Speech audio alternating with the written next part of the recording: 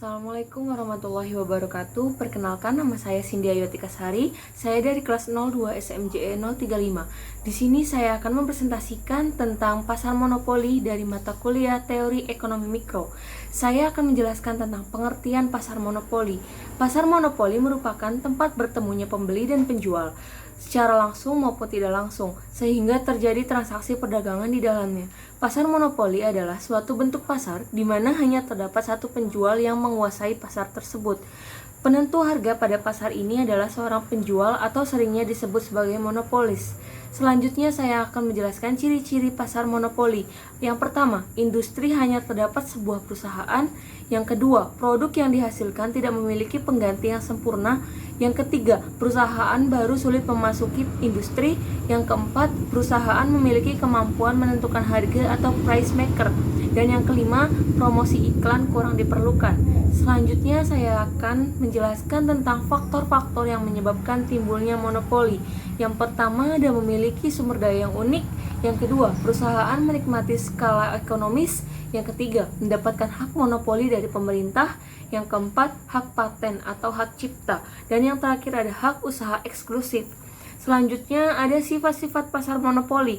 Yang pertama, sifat-sifat pasar monopoli adalah hanya terdapat satu penjual atau produsen. Harga dan jumlah kuantitas produk yang ditawarkan dikuasai oleh perusahaan monopoli, dan umumnya monopoli dijalankan oleh pemerintah untuk kepentingan hajat hidup orang banyak.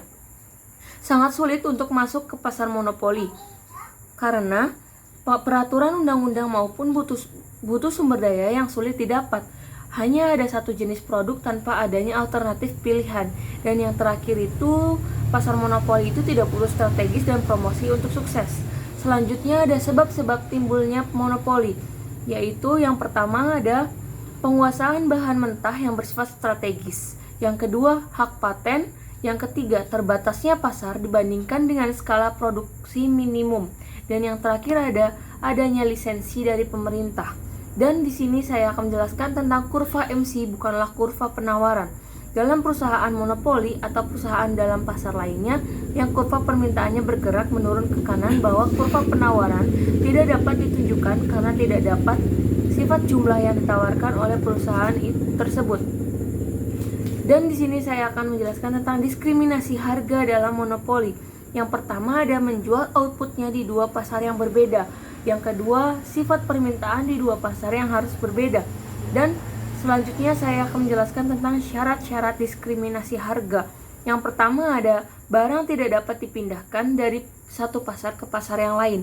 Yang kedua, sifat barang atau jasa memungkinkan dilakukan diskriminasi harga. Yang ketiga, sifat dan elastisitas permintaan di masing-masing pasar harus berbeda. Yang keempat, kebijakan diskriminasi harga tidak membutuhkan biaya yang melebihi keuntungan kebijakan tersebut. Dan yang kelima, produsen dapat mengeksploitasi sikap tidak rasional konsumen. Selanjutnya saya akan memberikan contoh kebijakan diskriminasi harga. Yang pertama ada penetapan tarif listrik yang berbeda oleh PLN. Yang kedua, tarif yang berbeda yang ditetapkan oleh dokter, konsultan akuntansi, konsultan hukum, dan lain-lain. Dan yang terakhir ada kebijakan harga domestik dan harga di pasar luar negeri. Dan yang selanjutnya saya akan menjelaskan tentang monopoli alamiah dan pengendalian harga.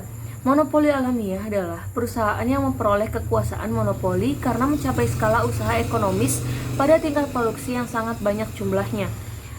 Dan selanjutnya ada campur tangan pemerintah atas kegiatan monopoli alamiah.